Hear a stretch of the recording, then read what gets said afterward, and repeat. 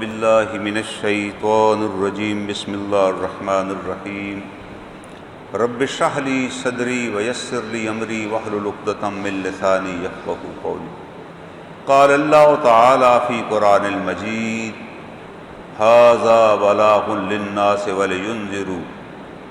ولینذروا بہ ولیعلموا انما هو الہ واحد یذکر اولو الالباب بسم اللہ الرحمن الرحیم الف لام را تلک آیات الکتاب وقرآن مبین ربما یود الذین کفروا لو کانوا مسلمین ذرہم یأکلوا ویتمتعوا ویلہہم الامل فسوف یعلمون وما اہلکنا من قریۃ الا ولہا کتاب معلوم ما تسبق من امۃ عجلها وما یستأخرون وقالوا یا ایہا الذی نزل علیہ الذکر انک لمجنون لو ما تأتینا بالملائکۃ ان کنت من الصادقین ما ننزل الملائکۃ الا بالحق وما كانوا اذا منذرین ان نحن نزلنا الذکر وان له لحافظون صدق اللہ العلی العظیم۔ یہ سورہ ابراہیم کی آخری آیت میں نے آپ کے سامنے تلاوت کی، اور اس کے بعد سورہ ہجر کی جو اس کے بعد والی صورت ہے اس کی پہلی آیات، ان کا آپس میں ایک تعلق ہے۔ قرآن اس آیت کریمہ میں جو سورہ ابراہیم کی آخری آیت کریمہ ہے اس میں اللہ تعالیٰ فرماتے ہیں ھذا بلاغ للناس، کہ یہ لوگوں کے لیے ایک واضح قسم کی چیز ہے۔ یہ قرآن حکیم جو ہے بلاغ للناس، یہ لوگوں کے لیے ایک پیغام ہے، اور پیغام کیا ہے؟ وَلِيُنذَرُوا بِهِ، تاکہ اس کے ذریعے سے انہیں آگاہ کیا جائے، ان کو بتایا جائے کہ آگے کیا ہونے والا ہے۔ ہم ایک سڑک پر جاتے ہیں نا تو آگے ایک اشارہ لگا ہوتا ہے کہ آگے جی ڈھلوان ہے، احتیاط سے ڈرائیونگ کریں، یہاں سپیڈ اتنی نہ رکھیں، یہاں آگے سکول ہے جی، یا پہاڑی علاقہ شروع ہونے والا ہے، یا آگے دلدل ہے۔ ہر جگہ کوئی نہ کوئی نشان ہوتا ہے تاکہ آپ پہلے محتاط ہو جائیں، اور اس محتاط کی نشانی کیا ہوتی ہے کہ وہاں کے سپیڈو بریکر بھی ہوتا ہے تاکہ آپ کی ایک دفعہ سپیڈ رک جائے، آپ کو پتہ چل جائے بھائی کہ آگے میں نے احتیاط کے ساتھ چلنا ہے، بھاگ کے نہیں آنا۔ یہ اللہ کا ایک نظام ہے۔ اس دنیا کے اندر بھی اللہ تعالیٰ فرماتے ہیں کہ ہم نے آگاہ کرنے کے لیے اپنے انبیاء بھیجے ہیں تاکہ ایسے نہ ہو کہ تم غلطیوں پہ غلطیاں کرتے چلے جاؤ اور آخر میں ہلاک ہو جاؤ، اور تم کہو کہ اللہ کے حضور پہنچ جاؤ کہ جی ہمیں تو کسی نے بتایا ہی نہیں تھا، ہمیں تو یہ پتہ ہی نہیں چلا، اگر ہمیں پتہ چل جاتا تو ہم بالکل حکم مانتے۔ تو اللہ تعالیٰ فرماتے ہیں اس کائنات کے اندر بے شمار نشانیاں ہم نے بنائی ہیں، ہم نے انبیاء بھی بھیجے، اور وہ جو نشانیاں تمہارے گرد و پیش ہیں ان کو دیکھو۔ فَاعْتَبِرُوا يَا أُولِي الْأَبْصَارِ، اے آنکھوں والو اس سے عبرت حاصل کرو۔ ہم اپنے ارد گرد دیکھیں کتنے کیسے لوگ تھے جس ہم علاقے میں رہتے ہیں نا، آپ وہاں بھی اگر غور کریں گے، غور و فکر کریں گے تو آپ کو پتہ چلے گا فلاں جائیداد فلاں نے بنائی، اس کا کام ہی یہی تھا لوگوں کی جائیدادوں پہ قبضہ کرنا۔ پھر آپ دیکھیں گے 25-30 سال بعد وہ بندہ ہی ختم ہو گیا، اس کی اولاد بھی بکھر گئی، اس کا خاندان بھی وہاں سے جاتا رہا۔ ہم اصل میں ہر چیز پہ غور کرتے ہیں کہ پچھلے 10 سال سے تو کچھ نہیں ہوا، پچھلے 20 سال سے تو کچھ نہیں ہوا۔ اللہ تعالیٰ فرماتا ہے کہ نہیں، جو میری گھڑی ہے نا، جو میرا ٹائم ٹیبل ہے وہ تمہارے سے مختلف ہے۔ ہمارا ٹائم ٹیبل تو یہ ہے کہ آج صبح اگر میرے ساتھ کسی نے زیادتی کیا تو میری کوشش ہوتی ہے کہ یار آج ہی اس کے ساتھ ہم کچھ بدلہ کر لیں، کچھ آج ہی اسے سزا مل جانی چاہیے۔ اللہ تعالیٰ فرماتے ہیں نہیں، میں ایسے نہیں پکڑتا، میں بندوں کو ڈھیل دیتا ہوں، اس لیے ڈھیل دیتا ہوں کہ شاید وہ توبہ کر لیں، شاید وہ پلٹ آئیں، اور جب وہ نہیں پلٹتے تو پھر میں اپنی نعمتوں کے دروازے ان پر کھول دیتا ہوں، اور جب نعمتوں کے دروازے کھول جاتے ہیں وہ بڑے غرہ ہو جاتے ہیں، کہتے ہیں جی ہمارا تو کچھ بھی نہیں ہوا، ہمارا کچھ کر ہی کوئی نہیں سکتا۔ جب یہ سٹیج آتی ہے تو پھر میں انہیں پکڑ لیتا ہوں، پھر انہیں کوئی چھڑا نہیں سکتا۔ آپ اس پاکستان کی تاریخ میں دیکھیں، 70 سالہ تاریخ میں کتنے حکمران آئے، جب وہ گئے تو پھر ان کو پتہ ہی نہیں چلا کدھر چلے گئے۔ کئی ایسے بھی تھے، ایک ہمارے پاکستان کے گورنر جنرل تھے جو صدر کے برابر ہوتے ہیں، ان کے بڑے اختیارات تھے اس زمانے میں، وہ فوت ہوئے، ان نے نصیحت کی تھی، وصیت کر گئے مرنے سے پہلے کہ بھائی مجھے آپ نے فلاں دربار پہ دفن کرنا ہے، اس کے لیے ایک جہاز بھی انہوں نے بک، انہوں نے کہا جی جہاز بک کرا لو، انہوں نے کہا جی بکنگ کرا دی آپ کے جعلی جہاز کو، اس دربار پہ آپ کو دفن کریں گے۔ ان کا خیال تھا کہ وہاں دفن ہوگا تو شاید حساب کتاب والا فرشتہ نہیں آئے گا۔ ساری زندگی وہ انگریزوں کے ساتھ رہے، امریکیوں کی پاسداری کی، پاکستان کو بڑے معاہدوں میں، پاکستان کو جو مالی امداد ملنی شروع ہوئی نا، ان کا کارستانی تھی وہ۔ انہوں نے کہا کہ آپ ہمیں امداد دیں۔ امریکیوں نے پوچھا آپ کو کیوں امداد؟ انہوں نے کہا آپ ہمیں پیسے دیں، جو کام آپ ہم سے کرانا چاہیں گے ہم کریں گے، آپ کو یہ آنے کی ضرورت نہیں، آپ ہمیں بتائیں۔ نام بھی ان کا بڑا پیارا تھا، غلام محمد، لیکن نام نہیں کام آئے گا قیامت والے دن۔ ہم سمجھتے ہیں جی نام جو ہے یہ والدین کی طرف سے تحفہ ہے، پہلا تحفہ ایک بچے کو جو ماں باپ دیتے ہیں وہ ایک نام دیتے ہیں، اس کو بڑا خوبصورت نام ہونا چاہیے۔ اب بچے کا اور والدین کا یہ لازمی ہے اس بندے کو کہ میرا جو نام ہے میں کم از کم اس نام کی تو لاج رکھوں، کم از کم میں وہ کام نہ کروں کہ یار میرے والدین فلاں تھے، میرا اتنا اچھا نام ہے، اس نام کے ساتھ نام اگر میرا غلام محمد ہے تو میرے اعمال میں بھی غلامی نظر آنی چاہیے کہ میں رسول خدا صلی اللہ علیہ وسلم کو غلام ہوں۔ میں کہوں غلام محمد ہوں اور گالیاں دوں اسٹیج پر بیٹھ کے، ہر قسم کی گالی دوں، تو پھر میرا اس حضور علیہ الصلوۃ والسلام کی غلامی سے کوئی تعلق۔ آپ نے تو کبھی گالی نہیں دی، آپ نے تو کبھی کسی کو کوئی تاریخ میں مثال نہیں ملتی کہ کبھی رسول اللہ صلی اللہ علیہ وسلم نے کسی کو گالی دی ہو۔ بھائی جب آپ نے کسی کو گالی نہیں دی تو آپ ان کے غلام بن کے کیا کر رہے ہیں؟ تو وہ جو موصوف، انہوں نے اپنی سیکٹری بھی غیر ملکی رکھی ہوئی تھی، پاکستانی سیکٹری پر بھی اعتبار نہیں کرتے تھے کہ بھائی نہیں یہ غیر ملکی ہونی چاہیے۔ کسی باہر ملک میں گئے تھے، وہاں کوئی خاتون پسند آ گئی، اس کو بطور سیکٹری لے آئے۔ اب ہوا یہ کہ وہ پھر مر گئے، پہلے تو ان کو فالج ہو گیا، زبان بند ہو گئی، فوت ہو گئے۔ فوت ہوئے تو ان کے سیکٹری نے نیا گورنر جنرل آ گیا۔ دیکھیں نا، صدارت یا وزارت عظمیٰ خالی نہیں رہتی۔ آج وزیر اعظم کو کچھ ہو جائے تو دوسرا بندہ وزیر اعظم کے لیے تیار بیٹھا، وہ آ جائے تو دوسرا گورنر جنرل آ گیا فوراً، اور اس کو بتایا گیا کہ جناب گورنر جنرل صاحب تو فوت ہوئے پڑے ہیں، آپ آ گئے ہیں ماشاءاللہ، تو جناب ان کو وہاں لے جانا ہے، ہم نے جہاز کی بکنگ ہوئی ہے، آپ پتہ کریں کتنے بجے جہاز آئے جائے تاکہ ان کو وہاں دفن کیا جائے۔ تو جو نیا سیکٹری تھا اس نے کہا بھائی یہ جہاز صرف زندہ گورنر جنرل کو اتھرائز ہے، اب تو موصوف فوت ہو چکے ہیں، فوت ہونے پہ بندہ گورنر جنرل نہیں رہتا، فوت ہونے پہ آپ کیا کہتے ہیں جی میت آ گئے، جنازہ تیار ہے جی، کوئی نہیں کہتا جی ڈاکٹر صاحب آ گئے ہیں، کہتے ہیں جنازہ لے کر آ گئے ہیں۔ کبھی سنا ہے آپ نے کسی جنازہ گاہ میں جا کر کسی نے کہا ہو گیا جی کرنل صاحب آ گئے ہیں، ڈاکٹر صاحب آ گئے ہیں جی، چودھری صاحب آ گئے ہیں؟ ہر بندہ کہتا ہے جی جنازہ کتنے بجے اٹھانا ہے، جنازے کا ٹائم کیا ہے، جنازہ لے آؤ، جنازہ آ گئے۔ انہوں نے کہا بھائی آپ تو یہ جنازہ ہیں، کبھی جنازوں کے لیے بھی جہاز بک ہوئے ہے سرکار کی طرف سے؟ ہاں زندہ ہوتے تو بالکل زندہ تھے، ہم نے بک کرا دیا تھا، جیسے ہی فوت ہوئے ان کی انٹائٹلمنٹ ہی ختم ہو گئی بھائی۔ اس نے کہا جناب تو گورنر جنرل سے پوچھیں جو نیا گورنر جنرل ہے کہ وہ کب جنازے میں شریک ہوں گے، چلیں یہیں کرواؤ۔ اس نے کہا یار بھلے لوگ، گورنر جنرل تو گورنر جنرلوں کے جنازے میں شریک ہوتے ہیں نا، اب یہ تو بیچارہ فوت ہو گئے اور ہمارے پاس اور بھی ریاست کے بڑے کام ہیں۔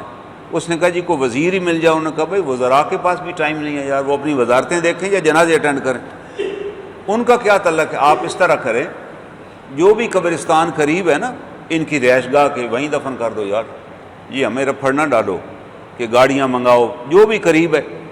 تو قریب ایک عیسائیوں کا قبرستان تھا، تو پاکستان کا جو پہلا گورنر جنرل ہے وہ عیسائیوں کے قبرستان میں دفن ہے ماشاءاللہ۔ اللہ تعالیٰ یہی فرماتے ہیں، رسول اللہ صلی اللہ علیہ وسلم نے فرمایا کہ جس قوم کی مشابہت اختیار کرو گے اسی میں سے اٹھائے جاؤ گے، یا اللہ نے ثابت کیا اسی میں دفنائے جاؤ گے۔ بھائی آپ دفنائے بھی ادھر ہی جاؤ گے، وہ آج بھی اس کی قبر موجود ہے وہاں پر، اس گورنر جنرل کی عیسائیوں کے قبرستان میں۔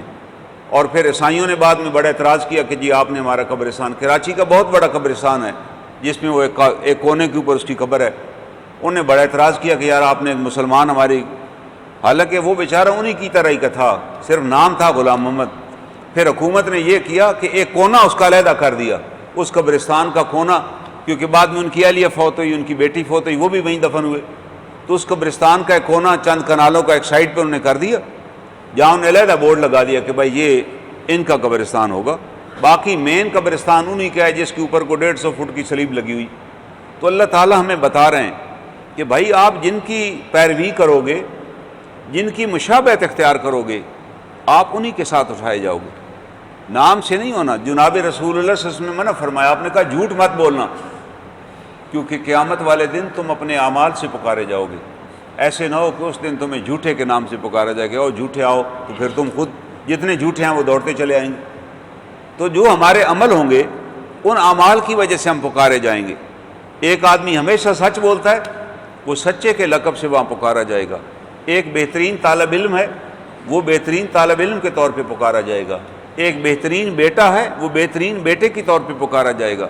ایک بہترین باپ ہے، وہ بہترین باپ کے نام پہ پکارا جائے گا. ایک آدمی بہترین خامند ہے، وہ بہترین خامند کے نام سے پکارا جائے گا. ہم سب کی ایک حیثیت ہوگی اللہ کے حضور اپنے اعمال کی وجہ سے. اگر ہم یہ سمجھتے ہیں کہ جی ہم نے حج بھی کر لیا ہے، بڑے نیکیاں کر رہے ہیں، یہ کر رہے ہیں، وہ کر رہے ہیں، جی اللہ کی راہ میں خرچ کر رہے ہیں، لیکن بصیت باپ میں ایک نالائق باپ ہوں، بصیت خامند میری بیوی مجھ پر اعتماد ہی نہیں کرتی، بصیت تاجر میرے ساتھ والے دکاندار بھی مجھ پر بھروسہ نہیں کرتے، جہاں میں رہتا ہوں وہ بھی میرے سے بات کرنا پسند نہیں کرتے، تو پھر مجھے سوچ لینا چاہیے میرا شمار منافقین میں ہوگا اور انہی کے ساتھ اٹھایا جائے گا. کوئی غلط فہمی نہیں ہونی چاہیے ہمیں. اللہ تعالیٰ بتا رہے ہیں کہ بھائی ہم نے آپ کو جماعتیں بنا دی ہے، تم قیامت والے دن جب کھڑے ہوگے تو گروہوں کی صورت میں آؤ گے. وہاں گروہ اس طرح نہیں آئے گا کہ پنڈی والے علیحدہ ہو جائیں اور چکلالہ والے علیحدہ ہو جائیں، نہیں. وہاں تو یہ ہوگا کہ منافقین علیحدہ ہو جائیں، لوگوں کی جیبیں کاٹنے والے علیحدہ ہو جائیں، لوگوں کو دھوکہ دینے والے علیحدہ. اس میں بڑے بڑے حکمران بھی ہوں گے، اس میں کوئی صرف جیب کاٹنے والا نہیں ہوگا. لوگوں سے بھیک مانگنے والے علیحدہ ہو جائیں، اس میں بھی صرف بھکاری نہیں ہوں گے، اس میں بھی بڑے بڑے معزز ہوں گے جن کا کام ہے لوگوں سے مانگنا اور چیزیں ہتھیانا، وہ بھی اس میں شامل ہو جائیں گے. اللہ تعالیٰ کا ایک نظام ہے. اللہ تعالیٰ بتا رہے ہیں کہ بھائی یہ کتاب ہم نے اس لیے نازل کی ہے لِيَنْظُرُوا بِهِ، کہ تمہیں اس سے خبردار کریں. تم پہلی قوموں کے ان کے اثرات دیکھو، ان کی تاریخ دیکھو، ان کے ساتھ ہم نے کیا کیا، تمہارے ساتھ بھی وہی ہوگا. وَلِيَعْلَمُوا، اور یہ تم جان لو، أَنَّمَا هُوَ إِلَٰهٌ وَاحِدٌ، کہ بے شک اللہ ہی تمہارا واحد الہ ہے. وَلِيَذَّكَّرَ أُولُو الْأَلْبَابِ، تاکہ دانش مند لوگ نصیحت حاصل کریں کہ اللہ رب العزت کے حکم کے بغیر کوئی پتہ بھی نہیں ہل سکتا، اور اللہ تعالیٰ کے حکم سے ہی کائنات چل رہی ہے، اور اللہ ہی نے قوانین بنایا. آپ ان پر عمل کریں گے اللہ آپ کی عزت بڑھا دیں گے. اللہ کہہ رہے ہیں کہ بھئی ہم نے تو اس لیے بنایا تھا. آپ دیکھ لیں نا، جو صحابہ اکرام رضوان اللہ اجمعین تھے، وہ ذاتی طور پہ اپنے زمانے کے بدترین لوگ تھے. یاد رکھیے گا، اچھے لوگ نہیں تھے، وہ بدترین لوگ تھے. بیٹیاں زندہ دفن کر دیتے تھے، پڑوسیوں کو لوٹ لیتے تھے، رات قافلے لوٹ لیتے تھے وہ.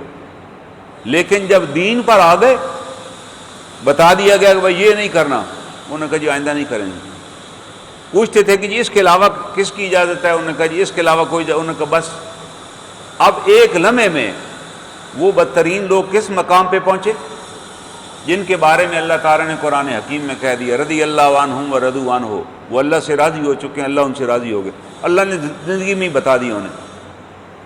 اللہ نے قرآن میں سورہ فتح میں لکھ دیا کہ ہم ان سے راضی ہو گئے. ہم نے ان کے دلوں کو بھی دیکھ لیا کہ ان کے دل کتنے سچے اور خالص ہیں. بھئی آج آپ کو ایک نوکری ملے، میں آپ کو کہوں کہ بڑی اچھی نوکری ہے کراچی میں، آپ فوراً ہفتے میں پہنچے، تو آپ تو مجھ سے 17 سوال کریں گے کہ جی وہاں رہائش کیا ہوگی، چھٹی کب ملے گی، تنخواہ کب ملے گی، کیا ہوگا، کس قسم کی نوکری ہوگی. اللہ کے رسول صلی اللہ علیہ وسلم نے ان کو ایک دفعہ کہا کہ مکہ معظمہ سے مدینہ ہجرت کر جاؤ، 400 کلومیٹر ہے، کوئی سواری نہیں ہے، چھپ کر جانا ہے. اگر آپ کسی قافلے کے ساتھ گئے تو وہ کافر مشرکین مکہ آپ کو مار ڈالیں گے. کوئی سامان لے کر گئے تو چھین لیں گے. وہ بیوی بچے چھوڑ کے راتوں کو چھپ چھپا کے وادیوں سے نکلے، 400 کلومیٹر پیدل چلے. بہت سے ایسے تھے جب وہاں پہنچے تو پاؤں ان کے ختم ہو گئے تھے، چھالے نکل آئے تھے ان کے پاؤں میں. چند ایک تھے جن کے پاس کوئی سواری تھی، وہ بھی دن کو چھپ جاتے تھے کسی وادی میں، رات کو سفر کرتے تھے اندھیرے میں تاکہ کوئی دیکھے نہیں، کیونکہ مشرکین مکہ نے گھوڑے دوڑائے ہوئے تھے. انہوں نے نہیں پوچھا ہم نے کب آنا ہے، وہاں ہمارا کیا قیام ہوگا، کیا ہم وہاں کریں گے. جناب اس کا موسم اور آب و ہوا بھی مختلف ہے. جتنے آئے وہ سارے بیمار ہو گئے. مدینہ منورہ جب صحابہ اکرام پہنچے نا تو بیمار ہو گئے، سر کے بال تک جھڑ گئے، ایسا بخار آیا۔ آپ نے خصوصی طور پہ دعا فرمائی، اللہ تعالیٰ یہ جماعت تیرے نام پہ ہجرت کر کے آئیے، ان کو ان بیماریوں سے نجات دے دے۔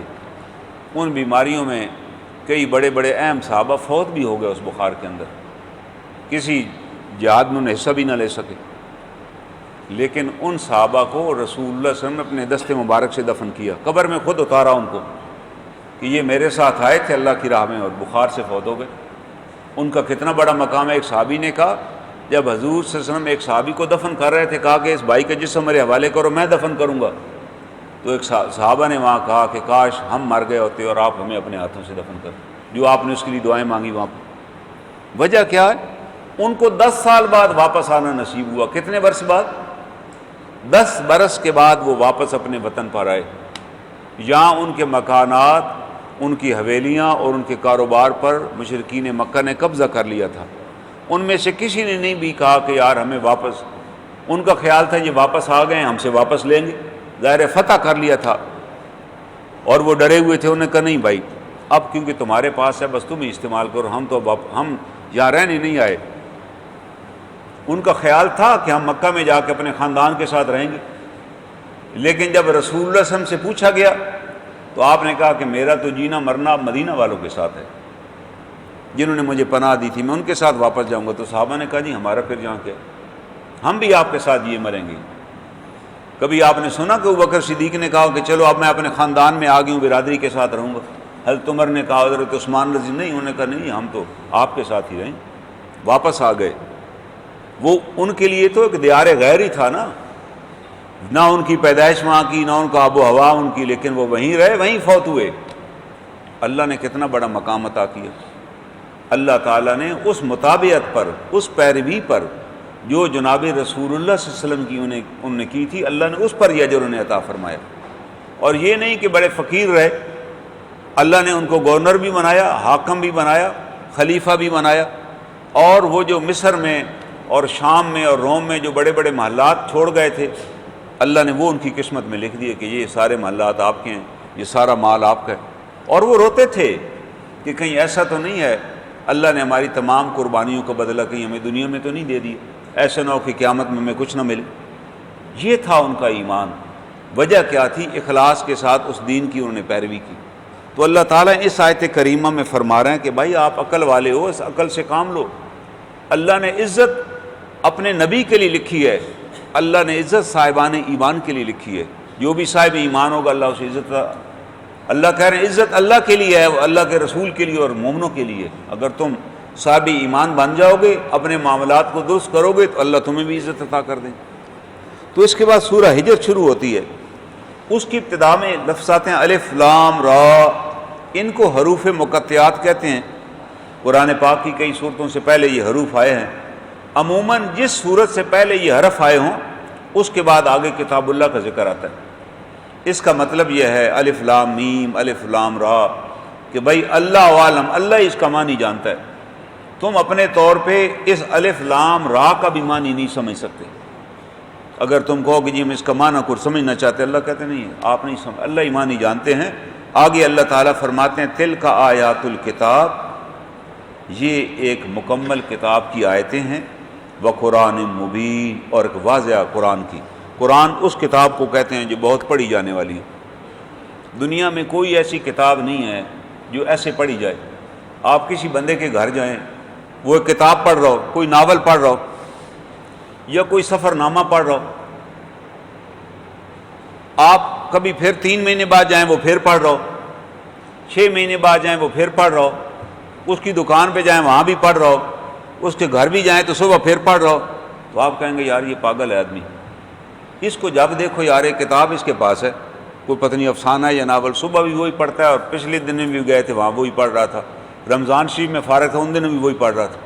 یہ واحد کتاب ہے جو ہر وقت پڑھی جاتی ہے، اور جو پڑھنے والے ہیں وہ کبھی بھی نہیں کہتے کہ یار اب ہم رج گئے، یار اب کیا پڑھنا، یار ہم تو بڑے عرصے سے پڑھ رہے ہیں۔ جتنا زیادہ پڑھنے والا ہوگا وہ اس کے پڑھے بغیر رہ بھی نہیں سکتا۔ یہ قرآن بتا رہا ہے کہ آپ نہیں رہ، اگر آپ اس کو پڑھیں گے پھر یہ آپ سے مطالبہ کرے گی، آپ عمل کریں گے، پھر یہ کتاب آپ کی شفاعت کرے گی۔ یہ کتاب قبر میں بھی آپ کے ساتھ ہوگی اور میدان حشر میں بھی آپ کے ساتھ ہوگی، میزان پر بھی آپ کے ساتھ جائے گی۔ یہ وہ کتاب ہے، کوئی عام کتاب ہے نہیں۔ دنیا میں آپ بازار میں کتاب لینے جاتے ہیں تو آپ وہاں آپ کا بیٹا کہتا ہے جی مجھے کتاب لے دیں، آپ اسے حکیم جالینوس کی کتاب نہیں لے دیتے، آپ کو شیکسپیئر کا ناول نہیں لے دیتے، کہتے ہیں یار بچوں کی کہانیاں کو دے دیں، ہمارا بچہ 5ویں کلاس پڑھتا ہے۔ آپ اپنی بیٹی کے لیے کتاب لینا چاہتے ہیں تو وہ پوچھے گا جی کون سی کتاب، کہ جی بچی کے لیے لینی ہے، بچی 12ویں میں پڑھتی ہے، وہ اس طرح کی کوئی خواتین کی کتاب جو 12ویں جماعت کی بچی کو سمجھ آ جائے وہ دے دے گا۔ آپ کہتے ہیں جی مجھے والد صاحب کے لیے کوئی کتاب چاہیے، وہ کوئی نسخوں کی یا کسی اقوال کی کتاب دے دے گا۔ لیکن یہ واحد کتاب ہے جس کو بچے بھی پڑھتے ہیں، نوجوان بھی پڑھتے ہیں، بوڑھے بھی پڑھتے ہیں اور خواتین بھی پڑھتی ہیں، اور کوئی نہیں کہتا کہ جی ابھی تو مجھے بدل لینی چاہیے تھی، جوانی میں تو قرآن پڑھا تھا، اب کوئی اور کتاب چاہیے۔ اس کو پڑھنے والا کبھی نہیں کہہ سکتا کہ مجھے اور کتاب چاہیے، اس کو پڑھنے والا کہے گا یار مجھے تو اسی کو پڑھنا ہے، اور جتنی دفعہ پڑھے گا اس کے جو اثرات ہیں، اس کے جو انوار ہیں وہ نئے طریقے سے مرتب ہوں گے، اس کتاب میں سے نئی چیزیں اسے سمجھ لگیں گی۔ آپ دیکھیں نا آج 1500 برس ہو چکے ہیں، اس پہ مفسرین کرام کتابیں لکھ رہے ہیں، کوئی مفسر نہیں کہتا کہ جی یہ آج آخری تفسیر ہم نے لکھی۔ ہر تفسیر میں ایک نئی بات ہوتی ہے جو پہلے کسی مفسر کے ذہن میں نہیں آئی، وہ آج کے حالات میں کہتا ہے کہ جی آج کے یہ حالات ہیں، اس حالات کے بارے میں قرآن نے 1500 سال پہلے یہ کہہ دیا تھا۔ یہ اس کتاب کا اعجاز ہے جو ہر ایج کے لیے ہے، ہر عمر کے لیے، ہر وقت کے لیے، ہر موقع کے لیے ہے۔ کوئی بھی موقع مناسبت سے آپ پڑھیں گے، اگر آپ روزانہ پڑھتے ہیں باقاعدگی کے ساتھ، چاہے آپ 3 آیات پڑھیں، یہ کتاب آپ کو گائیڈ کرے گی کہ اب آپ نے کیا کرنا ہے۔ یہ تو زندہ کتاب ہے بھائی، یہ آپ کو بتائے گی بھائی ایسے حالات آئے تھے فلاں نبی پہ، اس نے تو یہ کیا تھا، آپ بھی یہ کیجیے۔ اس میں دعائیں اس لیے تو نہیں ہیں کہ پڑھ دی جائیں، یہ دعائیں ہمیں بتا رہے ہیں کہ فلاں موقع پہ فلاں نبی نے یہ دعا مانگی تھی، آپ بھی وہی دعا مانگی اگر آپ اس قسم کے حالات سے گزر رہے ہیں۔ اگر ایسے واقعات پیش آئیں تو کیا کرنا ہے، یہ ساری کتاب میں تو ساری چیزیں دی ہوئی ہیں۔ اللہ تعالیٰ فرماتے ہیں قرآن مبین، اس کا مادہ ہے اقرا۔ اقرا کا مطلب ہے پڑھنا، قرآن کا مطلب ہے سب سے زیادہ پڑھی جانے والی کتاب جو ہر وقت پڑھی جاتی ہے۔ مبین کا مطلب ہے بڑی واضح، اس کے اندر کوئی 2 معنی نہیں ہے کہ میں کہوں یہ معنی تو بیچ میں لکھا ہوا ہے لیکن اصل معنی فلاں بزرگ نے یہ بنانا۔ اللہ کہتے ہیں اس کا کوئی اور معنی نہیں، اس کے بڑے واضح معنی ہیں، یہ ہر بات کھلی سمجھا رہی ہے آپ کو۔ اس کے کوئی باطنی معنی نہیں ہے کہ جی بزرگ ایک بتاتے ہیں جی اس کا اصل نہ، ہر چیز واضح ہے۔ اس لیے واضح ہے کہ اس کی سب سے پہلے تشریح کرنے والی ذات جناب رسول خدا صلی اللہ علیہ وسلم کی ذات۔ آپ نے ایک ایک آیت کی تشریح فرمائی، ایک ایک آیت پر عمل کر کے صحابہ کو دکھایا، انہوں نے عمل کیا، ہمارے سامنے ہے پوری تاریخ۔ ہم دیکھنا چاہیں فلاں آیت کے بارے میں حضور نے کیا ارشاد فرمایا، آپ کو کتاب سے پتہ چل جائے گا۔ فلاں آیت کے بارے میں کسی صحابی کا کیا عمل تھا وہ بھی پتہ چل جائے گا۔ کوئی چیز اس میں چھپی نہیں ہے، اللہ تعالیٰ نے پہلے صفحے پر ہی لکھ دیا ہے ذالک الکتاب لا ریب فیہ، یہ وہ کتاب ہے جس میں کوئی شک نہیں ہے کہ جی اس کے جی پیجز چینج ہو گئے، اس کا مفہوم چینج ہو گیا۔ یہاں کوئی 80 برس کا بزرگ آدمی جو بہت بڑا بزرگ ہو وہ بھی اگر قرآن پاک پڑھے اور غلطی کر جائے تو پیچھے سے ایک بچہ بھی اسے ٹوک دے گا، لقمہ دے گا کہ یہ آیت یہاں نہیں، یہ آیت ہے یہاں پر۔ آپ رمضان شریف میں پڑھتے ہیں، یہ اعجاز ہے اس کتاب کا نا، ورنہ اس کتاب میں کتنی زیر زبر ہے۔ ساری کتاب زیر زبر اور پیش پہ مبنی ہے، آپ مرضی سے زیر زبر پیش چینج کریں، سارے نمازیوں کو پتہ چل جائے گا کہ یار امام صاحب آج آیت غلط پڑھ گئے ہیں، یہاں پیش نہیں، یہاں تو زبر تھی بھائی، پیش تو یہاں ہو ہی نہیں سکتی۔ یہ اعجاز ہے، یہ حفاظت ہے اس کتاب کی۔ اور اسی کتاب حکیم میں اللہ تعالیٰ فرماتے ہیں ربما یود الذین کفروا لو کانوا مسلمین، کہ ایک وقت ایسا آئے گا کہ کافر بھی کہیں گے کاش ہم مسلمان ہوتے۔ جب ان کو ہمیشہ دائمی جہنم میں داخل کیا جائے گا، جس کے اندر ایمان رتی بھر ایمان ہوگا اس کو نکال لیا جائے گا، تو وہ کافر بھی کہیں گے کاش ہم مسلمان ہوتے۔ مسلمان ہونے سے مطلب ہے کاش ہم نے اس کتاب پر عمل کیا ہوتا، آج ہم اس وقت دوسری طرف کھڑے ہوتے۔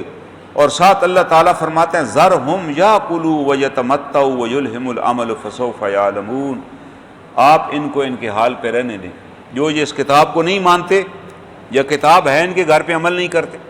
آج ہمارے گھر پہ کتاب ہے، ساری شادی ہم ہندوؤں اور یہودیوں کی طرح کرتے ہیں، جب بچی رخصت کرنی ہوتی ہے تو قرآن نکال لیتے ہیں کہ چلو جی قرآن لے آؤ جی، بچی نیچے سے گزارے۔ بھائی یہ کام تو رسول اللہ صلی اللہ علیہ وسلم نے نہیں کیا، کسی صحابی نے بھی نہیں کیا کہ بچی کو قرآن کے نیچے سے گزارا۔ وجہ کہ وہ زندگی قرآن کے ساتھ ڈال رہے تھے، زندگی قرآن کے مطابق گزارتے تھے، ان کو تو اس ڈرامے کی ضرورت نہیں تھی۔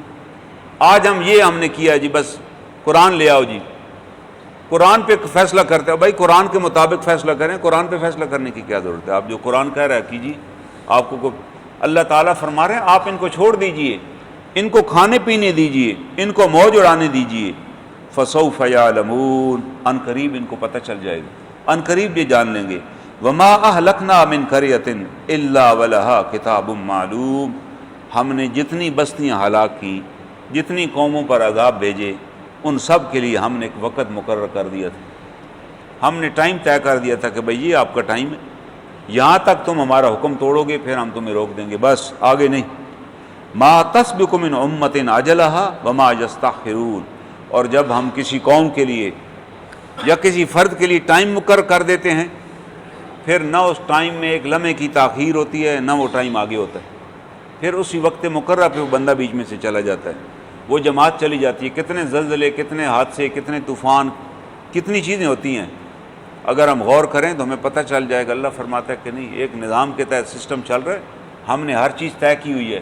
آپ یہ نہ کہیں کہ بھائی کل میں نے پیسے آپ کے دینے ہیں، میں کہوں یار دے لیں گے، ابھی کون سی مصیبت آئی ہوئی ہے میرے پاس، لیکن دینے کی ہمت نہیں پڑ رہی، میں نے کسی کا حق ادا کیا کرنا ہے، دبایا ہوا ہے، دینے کو تیار نہیں، اس انتظار میں ہوں دے لوں گا۔ اللہ فرماتے ہیں وہ ٹائم نہیں آئے گا دینے والا، آپ اس حق سمیت میرے پاس پیش ہو جائیں گے۔ اس وقت وہاں جو سکہ ہوگا وہ آپ کی نماز ہوگی، آپ کا قرآن ہوگا، آپ کے روزے ہوں گے، آپ کا حج اور زکوٰۃ ہوگا، وہ ایک ہلے میں ہی اڑ جائے گا سارے کا سارا۔ اس وقت پتہ چلے گا کہ یار یہاں پیسہ تو کام ہی نہیں آنا، یہاں کی تو کرنسی اور ہے۔ اس لیے اللہ تعالیٰ فرما رہے ہیں کہ بھائی آپ وہاں سے آنے سے پہلے اپنے معاملات درست کر کے آئیے، اپنے معاملات سنوار کر تشریف لائیے میرے پاس یہاں کی کرنسی وہ جو آپ پہلے بھیج چکے ہیں وہ کام آئے گی، وہ اگر آپ کی ضائع ہو گئی تو بس آپ فارغ ہو گئے۔ آپ اپنے معاملات کو طے کر کے آئیے۔ اور ساتھ اللہ تعالیٰ فرماتے ہیں وَقَالُوا يَا أَيُّهَا الَّذِي نُزِّلَ عَلَيْهِ الذِّكْرُ إِنَّكَ لَمَجْنُونَ، اور کافر لوگ یہ کہتے ہیں کہ اگر آپ پر قرآن نازل کیا گیا ہے ہم آپ کو نہیں مانتے، کہ وہ شخص جس پر قرآن نازل کیا گیا ہے اِنَّكَ لَمَجْنُونَ، کہ آپ تو وہ باتیں کرتے ہیں جو مجنون باتیں کرتے ہیں، کہ جہنم ہوگی، آگ ہوگی، جنت ہوگی، باغات ہوں گے، یہ تو باتیں ہم نے کبھی سنی نہیں، ہم ان باتوں کو تو مان۔ آج بھی آپ کسی کو آخرت کی کو خبر بتائیں کہ آخرت میں یہ ہوگا، وہ کہے گا یار یہ پتہ نہیں کس دنیا کی باتیں کر رہے ہیں۔ اللہ تعالیٰ فرما رہے ہیں یہ اس وقت بھی لوگ باتیں کیا کرتے تھے جناب رسول مبین کو، اور اور ساتھ یہ بھی کہتے تھے لو ما تأتینا بالملائکۃ ان کنت من الصادقین، کہ اگر آپ نبوت کا دعویٰ کر ہی رہے ہیں تو آپ کے ساتھ فرشتے ہونے چاہیے، فرشتے تو ہوں۔ یہ نہیں پتا کہ فرشتے کو تم دیکھ ہی نہیں سکتے بھائی، اگر دیکھو گے تو ماری جاؤ گے اس کی ہیبت سے۔ اور اللہ تعالیٰ فرماتے ہیں ما ننزل الملائکۃ الا بالحق وما كانوا اذا منذرین، آپ انہیں بتائیں کہ جب ہم فرشتے نازل کرتے ہیں تو وہ ہمارا فیصلہ لے کر نازل ہوتے ہیں، اور جب وہ فیصلہ لے کر نازل ہوتے ہیں وما كانوا اذا منذرین، پھر کسی کو مہلت نہیں ملتی۔ جب اللہ کسی بستی میں فرشتہ بھیج دیتا ہے نا، اس بستی کو الٹ دو، اس بستی کو زمین میں دھسا دو، اس بستی کو ملیا میٹ کر دو، اللہ تعالیٰ فرماتے ہیں پھر تمہیں فرشتہ تو نظر آ جائے گا لیکن تمہیں مہلت نہیں ملے گی۔ آپ دیکھیں جب زلزلہ آیا تھا تو لوگ کہتے ہیں کہ ہم نے سڑکوں کو ایسے اوپر نیچے ہوتے دیکھا تھا، 3 منزلہ عمارات زمین میں دھنس گئی تھیں۔ آپ ایک ایک گھر کا، ایک ایک خاندان کا واقعہ سنیں تو آپ حیران ہو جائے۔ اللہ تعالیٰ بتاتے ہیں کہ بھئی ہم تو ہم نافذ کر حکم دے دیتے ہیں پھر نافذ ہو جاتا ہے، پھر تم کچھ بھی نہیں کر سکتے اس وقت۔ ایسی چیزیں حاصل ہو جاتی ہیں کہ انسان سوچ بھی نہیں سکتا۔ اور ساتھ اللہ تعالیٰ فرماتے ہیں اِنَّا نَحْنُ نَزَّلْنَا الذِّكْرَ وَإِنَّا لَهُ لَحَافِظُونَ، بے شک ہم اس نصیحت کو نازل کرنے والے ہیں۔ اِنَّا نَحْنُ نَزَّلْنَا الذِّكْرَ وَإِنَّا لَهُ لَحَافِظُونَ، بے شک ہم ہی نازل کرنے والے ہیں اور ہم ہی اس کے محافظ ہیں۔ ہمارے ایک دوست تھے، فوج میں بریگیڈیئر تھے، وہ ان کی پوسٹنگ ہو گئی سیالکوٹ، پرپوشن پہ وہ جا رہے تھے۔ انہوں نے اوپر بات کی کہ یار اب مجھے وہاں جہاں بھیجو گے، وہاں جس بندے کی جگہ بھیج رہے ہیں اس نے 3 مہینے اور وہاں رہنا ہے، تو اس کا مطلب ہے 3 مہینے تک مجھے رینک نہیں لگے گا، آپ مجھے کسی اور جگہ بھیج دیں جہاں میں فوراً جا کے رینک لگا لوں۔ انہوں نے کہا یار 3 مہینے تو کوئی بات نہیں، آپ وہاں چلے جائیں، جب وہ جائیں گے تو آپ اس کی جگہ۔ انہوں نے بڑے ملاپ والے تھے، کوشش کی اور انہوں نے کہا کہ ہاں مظفر آباد میں جگہ خالی ہے آپ کو، انہوں نے کہا جی ادھر بھجوا دیں۔ مظفر آباد میں چلے گئے، وہاں پہنچے، وہاں زلزلہ آ گیا، ایک ہی ان کا بیٹا تھا، وہ گھر سے باہر نکلے، عمارت گر گئی، بیٹا فوت ہو گیا، بچہ فوت ہو گیا۔ جب بچہ فوت ہو گیا، زلزلہ ختم ہو گیا، سارے معاملات سنور گئے، پھر 1.5-2 مہینے وہ خود اسپتال میں رہے، شدید زخمی تھے۔ جب ریکور ہو گئے تو پھر فیصلہ کیا گیا کہ آپ کو اور تو کہیں ہم بھیج نہیں سکتے، سیالکوٹ ایک پرامن جگہ آپ کو وہیں بھیج دیتے ہیں۔ اسی جگہ پر پھر آ گئے، اللہ نے بھجوا دی۔ اللہ تعالیٰ نے بتایا کہ بھائی ہم تو 3 مہینے پہلے تمہیں وہاں بھیجنا چاہتے تھے، تم نے خود ہی کہا میں نہیں جانا چاہتا، میں لیٹ ہو جاؤں گا، تو آپ وہاں چلے گئے۔ وہاں کیونکہ آپ کے بیٹے کی موت لکھی ہوئی تھی، سبب آپ خود بنے، آپ نے کوشش کی لیکن آنا آپ نے وہیں پہ ہی تھا۔ آپ ایک مثال نہیں ہے، بے شمار مثالیں ہیں جو لوگ وہاں پر تھے، جن کے سامنے ان کے پیارے فوت ہوئے یا جن کے سامنے ان کے پیارے بچ گئے، بے شمار لوگ ہیں۔ اللہ تعالیٰ بتا رہے ہیں کہ بھئی کیسے کیسے لوگوں کو میں نے بچایا اور کیسے کیسے لوگ تھے جو فنا کی موت گھاٹ اتر گئے۔ اللہ فرماتے ہیں جب ہم لکھ دیتے ہیں کہ یہ فیصلہ ایسے ہوگا، انسان اس فیصلے پہ خود ہی عمل کرتا ہے۔ اللہ تعالیٰ فرماتے ہیں ہمیں اپنا فیصلہ نافذ کرنے کے لیے کوئی فوج نہیں بھیجنی پڑتی کہ وہ جا کر فیصلہ نافذ کرے۔ سورہ یاسین میں دیا ہوا ہے، سورہ یاسین کے غالباً دوسرے رکوع میں ہم حکم دیتے ہیں کہ بھائی یہ ہو جائے، وہ ہو جاتا ہے۔ پھر ہر آدمی، اللہ تعالیٰ اسی قرآن حکیم میں بارے میں فرماتا ہے کہ یہ کتاب حکیم جو ہے ہم نے اس کو نازل کیا۔ رسول اللہ صلی اللہ علیہ وسلم کے زمانے میں ایک ہی کتاب تھی جو آپ نے اپنی زندگی میں مرتب کرائی، اور وہ جو مسودہ تھا حضرت ام حفصہ رضی اللہ تعالیٰ عنہ کے پاس محفوظ تھا۔ جب حضرت عثمان رضی اللہ تعالیٰ عنہ خلیفہ بنے تو آپ نے اس قرآن پاک کی کتاب کی کاپیاں بنوائیں اور جتنے اس زمانے میں صوبائی صدر مقام تھے سب پر بھجوا دیں کہ بھائی یہ ہر جگہ موجود ہے۔ آج پوری دنیا میں وہی قرآن پاک ہے۔ اس پہ ایک جرمنی کے ادارے نے ریسرچ کی، انہیں جب پتہ چلا کہ یار مسلمان کہتے ہیں کہ ہمارا تو ایک ہی قرآن ہے۔ بھائی آپ اس وقت دنیا میں عیسائیوں کی کتابیں ہیں، اس کو بائبل کہتے ہیں، آپ بازار سے بائبل لینے جائیں تو وہ پوچھے گا جی کون سی بائبل آپ کو چاہیے؟ بائبل متی بھی ہے، بائبل یوحنا بھی ہے، بائبل برناباس بھی ہے، بائبل جان بھی ہے۔ ہر بائبل دوسرے سے مختلف ہے، ہر فرقے کی اپنی بائبل ہے۔ کسی کے جیسے ہمارے یہاں پارے ہیں، اس میں چیپٹر ہیں، کسی کے 28 چیپٹر ہیں، کسی کے 35 چیپٹر ہیں، کسی میں حضرت یوسف علیہ السلام کا شجرہ دیا ہوا، کسی میں نہیں دیا ہوا۔ وہ کہتے ہیں ساری کتابیں ہماری آسمانی ہیں۔ ایک ہمارے پروفیسر تھے، وہ جب وہاں گئے اس نے بائبل کا اشارہ دیا کہ بائبل میں دیا، اس نے کہا بائبل کا یار نام تو بتاؤ نا، کون سی بائبل، کس بائبل کا اشارہ حوالہ دے رہے ہو بھائی؟ اس نے کہا جی بائبل یوحنا کی میں بات کر رہا ہوں۔ اس نے کہا لیکن یہ بات بائبل متی میں نہیں دی ہوئی۔ اس نے کہا ہاں متی میں تو نہیں ہے، یوحنا میں ہے، لیکن اس نے کہا جو میرے پاس کتاب ہے نا، یہ کتاب جب میں کہوں گا نا یہ بات قرآن میں دی ہوئی ہے تو کوئی بندہ نہیں کہے گا کہ جو میرے پاس قرآن ہے اس میں یہ نہیں ہے، اس میں بھی وہی بات۔ اس نے کہا یہ نہیں ہو سکتا کہ وہ کتاب، بائبل تو چھپی ہوئی صورت میں تھی، عیسائیوں نے آج سے 4 سال پہلے اس کو چھاپ لیا تھا جب پہلی دفعہ پرنٹنگ پریس بنی۔ مسلمانوں کی کتاب چھپی ہوئی نہیں تھی، وہ تو ہاتھ سے لکھی گئی تھی۔ انہوں نے کہا یہ کیسے ہو سکتا ہے کہ 1400 برس پہلے کتاب ہاتھ سے لکھی ہو اور اب بھی اسی طرح ہو؟ جرمنی کے اس ادارے نے پتہ نہیں کتنے قرآن پاک دنیا سے منگوائے، مختلف اداروں سے، ایک پوری ٹیم بٹھائی کہ یار آپ اس کو چیپٹر وائز دیکھیں اور بتائیں ہمیں کہ کس کی صورت آگے پیچھے ہو، کس کے رکوع کم ہو، کسی کی آیت کم ہو۔ تو اس کے بعد انہوں نے باقاعدہ اعلان کیا کہ یہ دنیا کی واحد کتاب ہے بھائی، جس کے بارے میں مسلمانوں کا یہ دعویٰ ہے کہ یہ شروع سے لے کے آپ تک ایسی ہے اور واقعی اسی طرح ہی ہے۔ اس کی کوئی اور کتاب نہیں ملتی جس کے اندر ہم کہیں گے ہمارے پاس جو کتاب ہے اس میں آل عمران نہیں ہے اور آپ کے پاس جو کتاب ہے اس میں سورہ یاسین نہیں ہے۔ سوال ہی پیدا نہیں ہوتا۔ اور ایک یہودی جو کتابیں تحریر کرتا تھا، انجیل لکھا کرتا تھا، وہ جب ہارون رشید کے پاس آیا، یہی اس نے ذکر کیا کہ بھائی میں کیسے آپ کی کتاب کو آخری کتاب مان لوں؟ تو ہارون نے کہا کہ جی ہمارے پاس تو کتاب ہی ایک ہے بھائی، اور تو کتاب ہی نہیں۔ اس نے کہا مجھے پھر ٹائم دے۔ وہ چلا گیا، اس نے قرآن پاک کے 3 نسخے تیار کیے اور وہ بیچنے کے لیے لے گیا۔ جب ایک شہر میں گیا کہ یہ قرآن پاک ہے، تو کسی بچے نے دیکھا، بچے نے 10-15 پیج کھولے، اس نے کہا یار یہ تو پارہ ہی یہاں پر نہیں ہے، یہ جو صورتیں آپ نیچے لکھی پھرتے ہیں یہ تو فلاں صورت کی آیات ہیں، ادھر تم نے کدھر لکھ دی ہیں؟ اس نے بند کر دیا۔ دوسرے شہر گیا، وہاں بھی لوگوں نے کہا کہ یار یہ آپ نے سورہ مائدہ ادھر کدھر لکھ دی ہے، یہ تو وہاں ہونی چاہیے، فلاں پارے میں ہے، آپ کی تو یار ترتیب ہی غلط ہے۔ تینوں کتابیں نہیں بیچ سکا وہ۔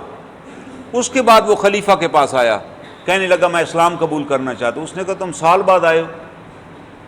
اس نے کہا جی میں نے پورا سال تحقیق کیا، پھر عمل کیا، لوگوں کے پاس لے گیا ہوں، مجھے وہاں جا کر پتہ چلا کہ ایک بچے کو بھی اگر آپ قرآن دکھائیں گے تو وہ بتا دے گا کہ یہ اصل قرآن نہیں ہے بھائی، اس کے اندر تو فلاں صورت ہی نہیں ہے، اس کے اندر تو فلاں 5-10 منٹ میں اس نے دیکھ کے بتا دیا۔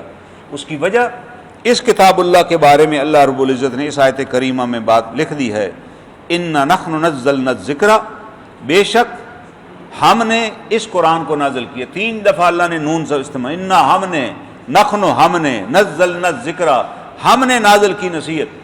اللہ رب العزت نے اس کتاب میں اپنا ذکر 3 دفعہ کیا اس ایک آیت کے اندر، ورنہ اللہ یہ بھی کہہ دیتے نَحْنُ نَزَّلْنَا الذِّکْرَ، نہ، اللہ فرماتے ہیں بے شک اِنَّا نَحْنُ نَزَّلْنَا الذِّکْرَ وَإِنَّا لَهُ، اور ہم ہی ہیں اس کی حفاظت کرنے والے۔